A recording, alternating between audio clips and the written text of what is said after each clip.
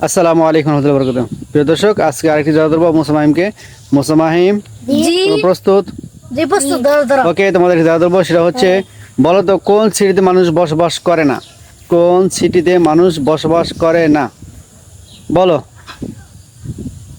বলানি বলো। সাগরে। না, সাগর তো ওটা পানি, ওটা সিটি না। বলানি বাবা আকাশে। আকাশে না, আকাশে মানুষ বসবাস করতে পারে না। আমি জানি মেঘে।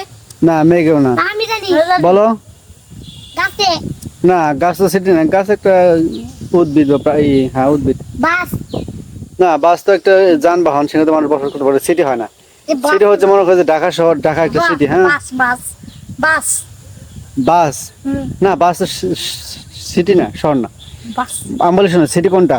মনে করো ঢাকা শহর, হ্যাঁ, একটা সিটি মানে একটা শহর, বা আমার টাঙ্গাইল জেলা একটা শহর। হ্যাঁ, এরকম একটা সিটিতে মানুষ বসবাস করে না। কোন সিটিতে মানুষ বসবাস করে না?